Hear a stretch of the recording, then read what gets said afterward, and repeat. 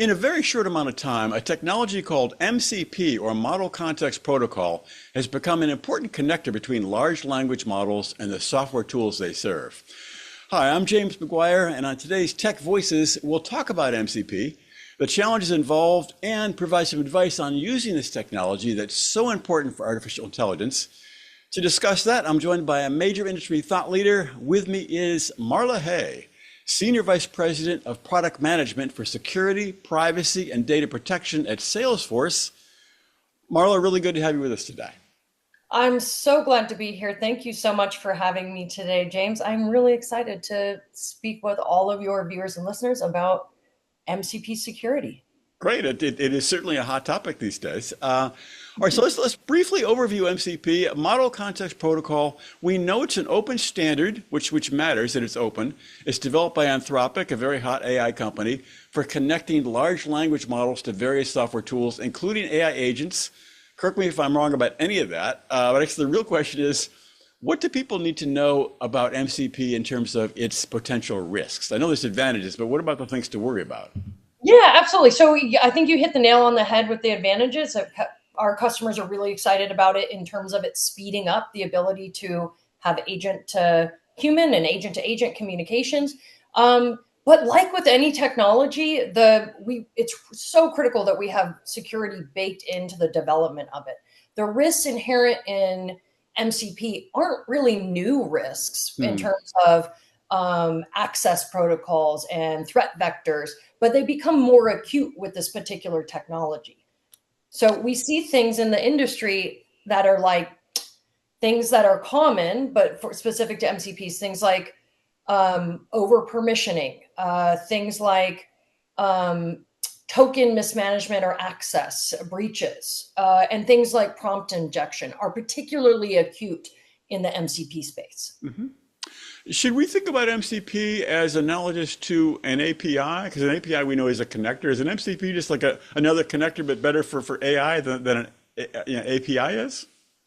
So I've heard, I didn't come up with this. I've heard it put this way and I like it. So I'm using it. We can think of MCPs as almost a USB port for APIs. So instead of saying like, hey, I've got an API that understands data and requests in this way, and I want to go talk to this other API over here, and I have to understand everything about that API, how to get into it, how to format my requests in order to match that API, and then do that n number of times for every API. I instead need to just now understand one protocol, format my communications according to that one protocol MCP, and then it really gives us a shortcut, language shortcut, to go in between lots and lots of APIs and lots of data sources. Interesting. Okay, I was in a technology event in San Francisco several years back, sort of a social event, talking to this venture capital guy, and he said to me, "We're living in an API economy," which seemed like a very cool thing to say at the time. I may so say back to him now if I run into the same guy, say, "Well, we're really living in an MCP economy." I'm not sure. Maybe it'll work, maybe not. At any rate, I like your term. A US, it's a USB. Say one more. The USP is what now? It's like a USB-C for the API world. If you're using the analogy of like we're in an API economy, we're like now you've got a shortcut in order to be able to communicate with all of these with n number of APIs instead of Got it. going. All right. Thanks for working me through that. Yeah. Sorry. So we know there are advantages, also risks to using MCP. How can developers get ahead of some of the risks you talked about, like prompt injection, token storage, overboard permissions? Yeah. So one of the things you need that as you're implementing in MCP or as you're thinking about utilizing MPC clients or servers is one, as you're doing authentication into these external systems, where you're basically granting permission for MCP to act on your behalf, they're going to store tokens for the most part. So those tokens are then need to stay protected and need to be really as short-lived as possible, just in case those MPC servers get breached, for example. That's one vector that we see. Another, over permissioning. This is not new, and this is common for any really authentication protocol. But when you're thinking about Just to be how clear, I'm sorry to interrupt. When we say over permissioning, I mean, is giving the AI model too much information or too much permission to act? What do we think of as over permissioning? We mean too much permission to act. So I'll give you an example. So let's say I want to use an AI client to summarize my Gmail emails for me. Right. I'm going to have it help me manage things. So I want it to read everything that I have in there, and I want it to summarize. But I don't want it to send emails on my behalf. I Right. definitely don't want it to download my contact list. I really want it to just read my emails and give me summaries of what's in there. Hmm. So if I were to give permission to manage the whole of Gmail, including my contacts list, including sending emails, that's really far beyond what I intended. What I really wanted was to get a summary of my email. I've now over permissioned this MCP server to go in and act on my behalf. And now I'm just trusting it's only going to do what I've asked it to do, even though I've given it permission to do a whole lot more than that. Okay, this is a definite problem. So that, all right, so then how do developers get ahead of those kind of risks? I interrupted you in the middle of that. Yeah, so first and foremost, keep your permissions as low as you possibly can. So least privilege is a recommendation here, which again is not new, but is really important for MCPs because you're just getting a lot more automation. You're getting a lot more things that are acting on your behalf. Hmm. So you want to have you want to make if you are a resource provider, you want to make your permissions as granular as possible. That would be in this analogy, it's Gmail. Like the Gmail would want to have as granular permission sets as possible, so I can pick just read my emails versus write my emails, for example. And then as someone who is granting the permissions, I want to keep those permissions as small as possible. So I really only want to, as the user, grant permission just to read. And then if I'm building the MCP itself, you want to make sure you're surfacing those options or requesting the lowest possible permissions from the end user as you're doing that authentication process. So it sounds like it's really a matter of controlling the MCP, putting parameters around it so it's really clear. Yeah, yes, that's exactly right. And then on top of that, keeping an eye on what those permissions are. It's so easy to do over permissioning. We see this all the time. It's an issue our customers ask for help with. And so we try to make it really easy through our security tools to say, here is all of the permissions you've given to everyone, all the app permissions, all the user permissions.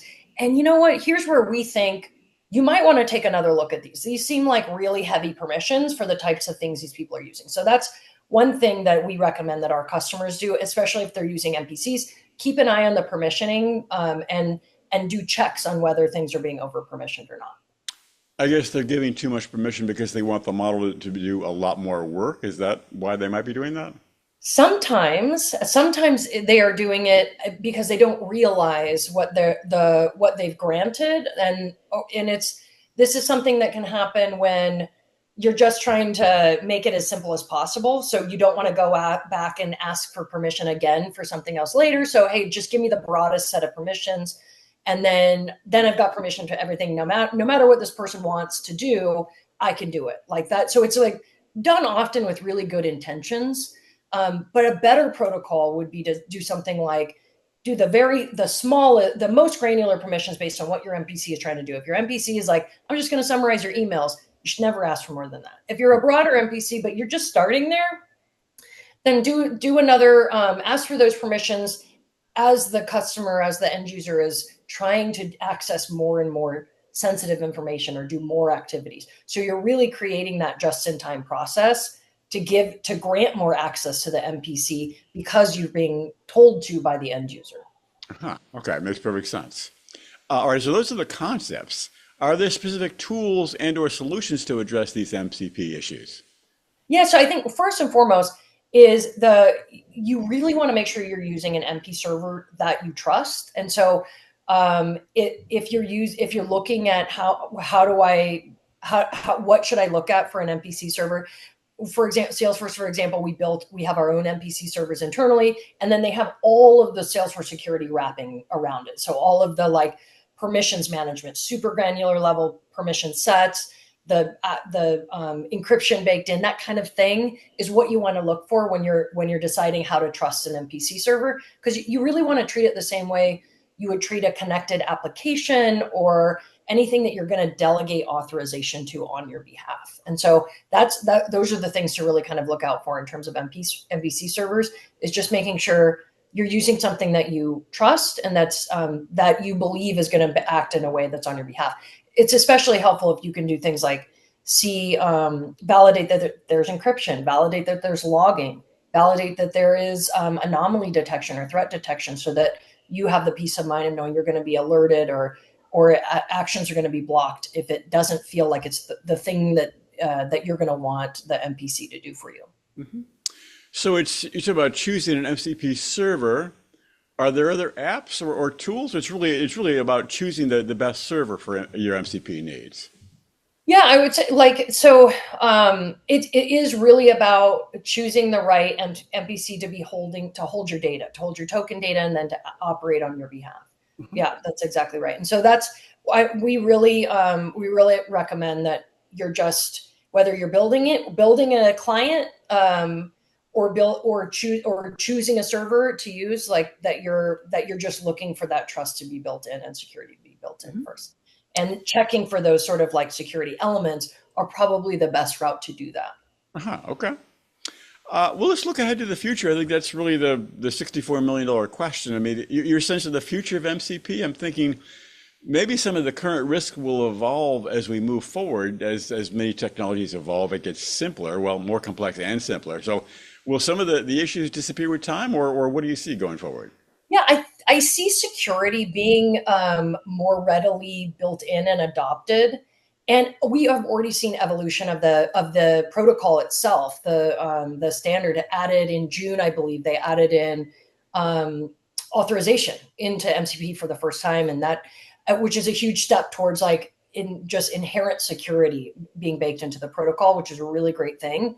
And so I see us going further in that direction. It's starting to feel more like the same sort of challenges we see in the identity space, in the authorization space. Basically the goal will be to remove maximum friction from the user so that your user, the right person is able to do the right thing at the right time. Mm-hmm. And while you're stopping anyone who is not the right user or not doing the right thing or not doing it in the right time and place.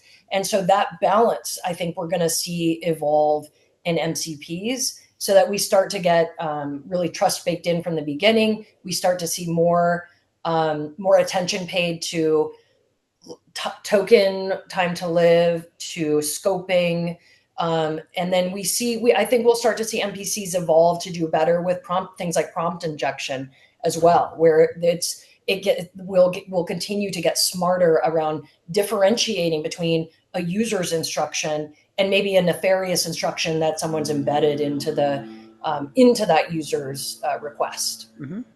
Well, MCP is an open standard, which I know makes a big difference in terms of trying to avoid vendor lock-in. Will Anthropic continue to evolve MCP, or is it now evolved by a number of programmers? Yeah, I think MCP is something that will become as ubiquitous, as you said, as the API economy. I think Anthropic has made huge leaps and bounds in creating the protocol and keeping it open and continuing to evolve and add to it. And I think they'll continue to be a very important voice there. But MCPs themselves I think Anthropic had the intended effect, where MCPs are going to proliferate across companies everywhere and individuals everywhere. As we see AI continue to rapidly evolve, MCP is going to be the way that we really do that, string together agent to agent communication, human to agent communication, and agent to source system communication. Mm-hmm. Really interesting. Marla, thank you so much for sharing expertise. It was, I learned a lot, and I hope you'll come back and talk with us again sometime. I'd be very happy to do that. Thank you so much for having me. This has been a lot of fun.